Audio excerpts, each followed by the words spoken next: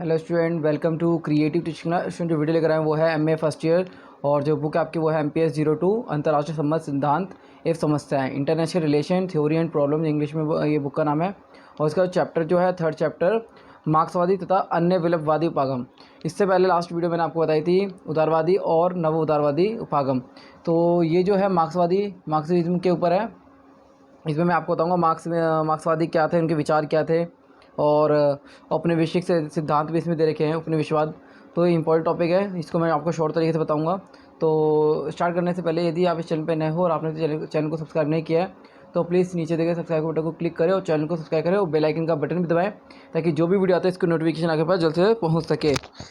अब आगे मैं आपको बताता हूँ अंतर्राष्ट्रीय संबंध का मार्क्सवादी उपागम। वर्तमान अंतर्राष्ट्रीय संबंधों के में पूर्ण परिवर्तन का हिमायती है, मतलब जो परिवर्तन देखा गया है इसका पूरा हिमायती माना गया है मार्क्सवादी को।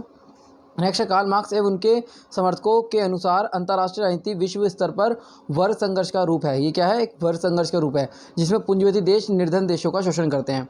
तो इसमें बताया गया कि अंतर्राष्ट्रीय राजनीति विश्व स्तर पर एक वर्ग संघर्ष के रूप में देखा गया है, जिसमें पूंजीपति देश निर्धन देशों का शोषण करते हैं। अब शोषण करते हैं, इसमें सबसे मेन जो आपको बताना है, इस शोषण चक्र को समाप्त करने के लिए विश्व में अल्प विकसित देशों को सर्वहारा वर्ग की भूमिका संभाल कर साम्राज्यवादी देशों के विरुद्ध क्रांति करनी होगी। तो इसमें क्या क्या सिद्धांत है वो भी आपको बताऊंगा। तो सबसे मेन आपको ये फर्स्ट पॉइंट क्लियर हो जाना चाहिए। फर्स्ट पॉइंट में क्या कह रहा है? अंतर्राष्ट्रीय संबंध का मार्क्सवादी उपागम जो है अंतर्राष्ट्रीय संबंधों में पूर्ण परिवर्तन का हिमायती है, और कार्ल मार्क्स एवं उनके समर्थकों के अनुसार अंतर्राष्ट्रीय राजनीति विश्व स्तर पर वर्ग संघर्ष का रूप है, जिसमें पूंजीपति देश जो है निर्धन का शोषण करते रहते हैं। नेक्स्ट, सेकंड में मार्क्सवाद आधुनिक युग की एक महत्वपूर्ण विचारधारा है। पूंजीपति के विरुद्ध के रूप में मार्क्सवादी का उदय हुआ है।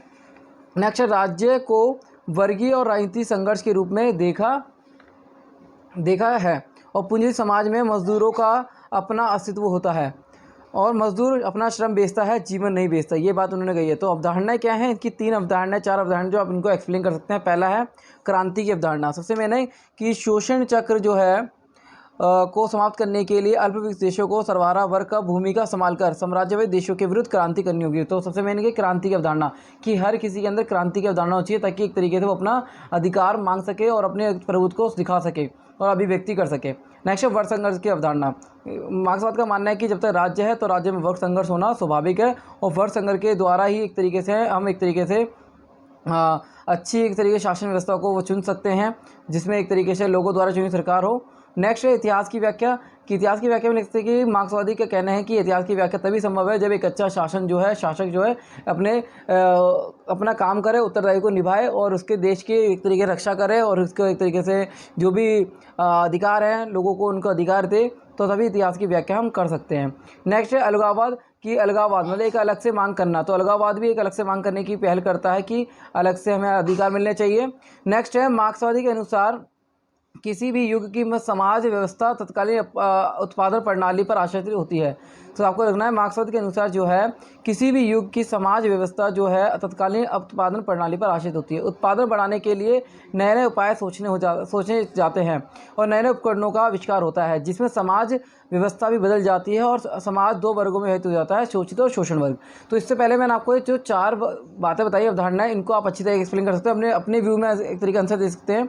और इसके बाद मैंने बताया आपको कि मार्क्सवादी के अनुसार किसी भी युग में समाज व्यवस्था तत्कालीन उत्पादन प्रणाली पर आश्रित, जो भी उत्पादन होता है उस पर एक तरीके समाज पूरा आश्रित रहता है, मतलब निर्भर रहता है, और उत्पादनों को बढ़ाने के लिए नए नए उपाय सोचे जाते हैं, नए नए उपकरणों का आविष्कार होता है, जिसमें समाज व्यवस्था बदलती रहती है, और समाज में 2 वर्गों का उदय होता है, एक शोषित वर्ग, एक शोषण वर्ग। तो मार्क्सवाद का कहना है कि समाज में 2 वर्ग होते हैं, एक शोषित और एक शोषण वर्ग। शोषित मतलब जो शोषण कर रहा है, और शोषण में जिसका शोषण हो रहा है। तो ये एक तरीके से ये मार्क्सवाद के अनुसार राज्य की एक तरीके व्याख्या करी है उन्होंने।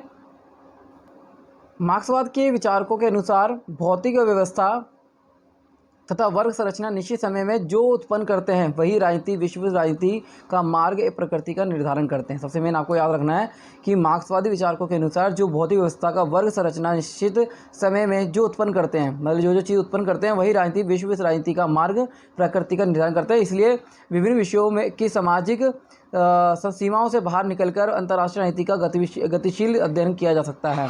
नेक्स्ट है मार्क्सवाद के अनुसार इतिहास के प्रत्येक युग में समाज आर्थिक संबंध पूरी समाज व्यवस्था के निर्धारक रहे हैं, और राजनीतिक सामाजिक नैतिक और बौद्धिक संबंध आर्थिक संबंधों की प्रतिछाया मात्र होते हैं। अब इसमें जैसे कि बताया कि मात्र 6 होते हैं, और इसमें आगे लिख सकते हैं, आप एक्सप्लेन कर सकते हैं कि इस प्रकार मार्क्सवादी उपागम अंतर्राष्ट्रीय संबंधों में पूंजीवादी साम्राज्यवादी देशों और समाजवादी एवं तीसरी दुनिया के देशों के बीच संबंधों का विश्लेषण करना चाहता है। साथ ही ऐतिहासिक भौतिकवाद और वर्ग संघर्ष, शोषण के विरुद्ध, मजदूरों के एकीकरण और आदि धारणाओं के आधार पर अंतर्राष्ट्रीय संबंधों के अध्ययन का पक्षधर रहा है। साम्राज्यवाद का ऐतिहासिक सार आर्थिक प्रभुत्व है। वैसे साम्राज्यवाद शब्द अंग्रेजी में इंपीरियलिज्म शब्द का अनुवाद है, जबकि इंपीरियलिज्म शब्द लैटिन शब्द इम्पेरेटर से आया है, जिसका संबंध केंद्रीकृत सत्ता या अधिनायकवादी शक्तियों का तथा प्रशासन की मनमानी पद्धतियों से था। साम्राज्यवाद शब्द का प्रयोग पहले फ्रांस में हुआ। 19वीं सदी में चौथे दशक में नेपोलियन के विस्तारवाद के लिए इस शब्द का प्रयोग किया जाता है, और इसके बाद ब्रिटिश उपनिवेशवाद के संदर्भ में इसका प्रयोग किया जाता है। तो इसमें एक तरीके मार्क्सवाद का एक्सप्लेन करना है, और ये जो मैंने पॉइंट बताए हैं 4 हमको एक्सप्लेन कर सकते हैं, इसके अलावा भी एक्सप्लेन कर सकते हैं। क्वेश्चन उपनिवेशवाद का आ सकता है, तो उपनिवेशवाद के सिद्धांत जो है औद्योगिक क्रांति के दौरान, ये आप नोट कर सकते हैं जो बोल रहा हूँ। औद्योगिक क्रांति के बाद के दौरान कुछ यूरोपीय देशों में जब पूंजीवादी परिपक्वता की ओर अग्रसर हुआ, मतलब परिपक्वता मतलब आगे की तरफ बढ़ा, तो उपनिवेशिक विस्तार की नीति सीधे पूंजीवादी विकास की आवश्यकताओं से जुड़ गई, और इस दौरान वाणिज्यिक पूंजीवादी औद्योगिक पूंजीवादी के रूप में उभरा। औपनिवेशिक व्यापारी का मूल उद्देश्य जब केवल मुनाफा कमाना ही नहीं रहा, बल्कि इनकी इच्छा अपनी पूंजी या प्रौद्योगिकी का उपयोग करके व्यापक स्तर पर वस्तुओं के उत्पादन में हो गई। मतलब अपना उत्पादन बढ़ाना चाहते थे, जहाँ की कच्चा माल उपलब्ध हो, उनमें तैयार माल की उपनिवेशों में आधारभूत स्थिति बनाई जा सके। उपनिवेशवाद का मूल तत्व आर्थिक शोषण से निहित है, तथा उपनिवेश में प्रकृति और उसके आर्थिक शोषण के विभिन्न साधनों से जानी जाती है। आर्थिक शोषण कुछ विशेष साधनों से संपन्न हो सकता है। इस तरह उपनिवेशवाद राष्ट्रीय उत्पादन के एक विशेष भाग का उत्पादन करता है, जिसका भाग उपनिवेशवाद के रखरखाव और निर्वाह के लिए आवश्यक होता है, और इसके अतिरिक्त जो बचता है वह उपनिवेशवाद का आर्थिक अधिवेश होता है। और नव उपनिवेशवाद प्रभुसत्ता राज्यों पर साम्राज्यवादी शक्तियों द्वारा निरंतर आर्थिक व अप्रत्यक्ष नियंत्रण की व्यवस्था है, अर्थात वह राष्ट्र जो इसका शिकार है सैद्धांतिक रूप से वह स्वतंत्र होता है, और अंतर्राष्ट्रीय प्रभुसत्ता भी उसके पास होती है, लेकिन वास्तव में उसकी आर्थिक संरचना एवं राजनीतिक नीति बाहर से संचालित होती है। साम्राज्यवाद के विरुद्ध लोगों की प्रतिक्रिया यूरोपीय शक्ति की दुर्बल स्थिति, विकसित राज्यों के विकासशील राज्यों के साधारणों पर नियंत्रण की आवश्यकता, और तथा नए राष्ट्रों की विकसित राज्यों की निर्भरता तथा शीत युद्ध की शक्ति राजनीति का प्रभाव नव उपनिवेशवाद के रूप में दिखाता है। उपनिवेशवाद नया परिवर्तन जो आता है उसको उपनिवेशवाद के नव उपनिवेशवाद के बाद में देखा जाता है। तो स्टूडेंट, जैसे ही मैंने आपको बताया, शॉर्ट तरीके से बताया, उसके अलावा जो मैंने पॉइंट एक्सप्लेन किया, आप इनको एक तरीके से वीडियो को दोबारा देख सकते हैं, रिपीट कर सकते हैं वीडियो को, और जो भी नोट आप करना चाहते हैं कॉपी में नोट कर सकते हैं, नोट्स बना सकते हैं हमने। तो उम्मीद करता हूँ कि वीडियो चले उसको लाइक और शेयर जरूर करें। धन्यवाद।